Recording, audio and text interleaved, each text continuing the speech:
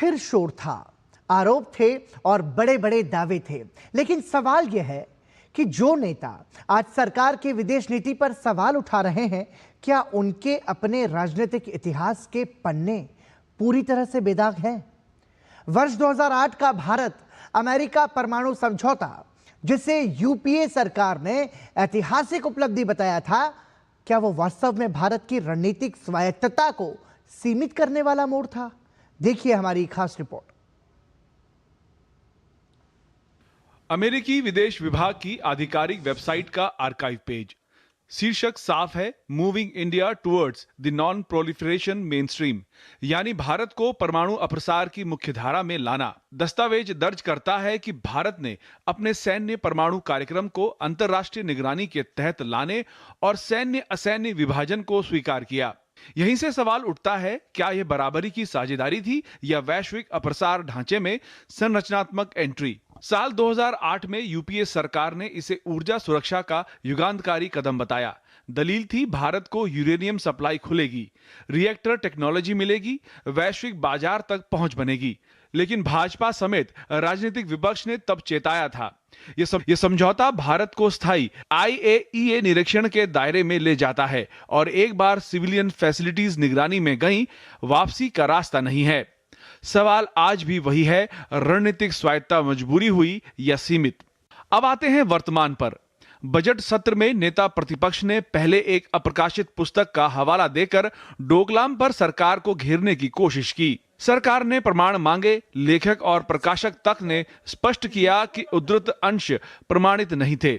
मुद्दा बदल दिया, भारत अमेरिका ट्रेड डील पर आरोप, फिर नया आरोप, एप्स्टीन फाइल्स का संदर्भ। राजनीति में मुद्दे उठाना विपक्ष का अधिकार है, लेकिन क्या बार बार अप्रमाणित संदर्भों के साथ बड़े आरोप लगाना विश्वसनीयता को मजबूत करता है या कमजोर? इतिहास की परतें खोलें तो शीत युद्ध काल में महाशक्तियों की दक्षिण एशिया में गहरी दिलचस्पी रही। खुफिया गतिविधियों और कूटनीतिक दबावों का उल्लेख कई किताबों में मिलता है। शीत युद्ध का दौर, महाशक्तियों की सक्रियता और दक्षिण एशिया में खुफिया खेल।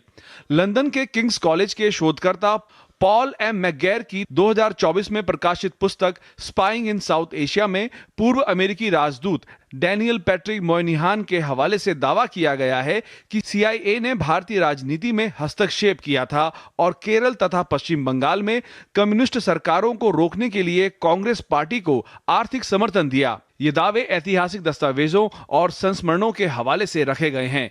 लेकिन बड़ा सवाल यह है, अगर ऐसे दावे सार्वजनिक डोमेन में हैं, तो क्या उस राजनीतिक परंपरा के प्रतिनिधि आज नैतिक ऊंचाई से विदेश नीति पर सवाल उठा सकते हैं? इसी पुस्तक में नेहरू युग के दौरान खुफिया संरचना के विस्तार पर भी चर्चा है।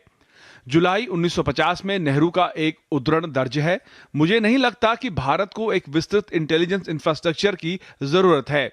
इतिहासकार इसे उस दौर की वैचारिक सोच से जोड़ते हैं, लेकिन रणनीतिक समुदाय का एक वर्ग मानता है कि इंटेलिजेंस संरचना पर शुरुआती झिझक ने भारत को कई मोर्चों पर कमजोर छोड़ा। आज जब राष्ट्रीय सुरक्षा और विदेश नीति पर तीखे आरोप लगाए जा रहे हैं, तो क्या इतिहास के इन अध्यायों पर भी खुली बहस नहीं होनी चाहिए?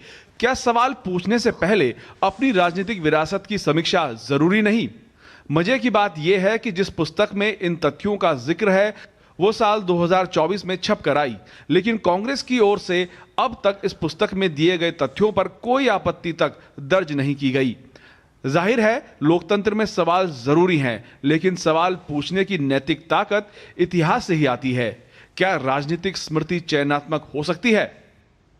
Bureau report, DD news.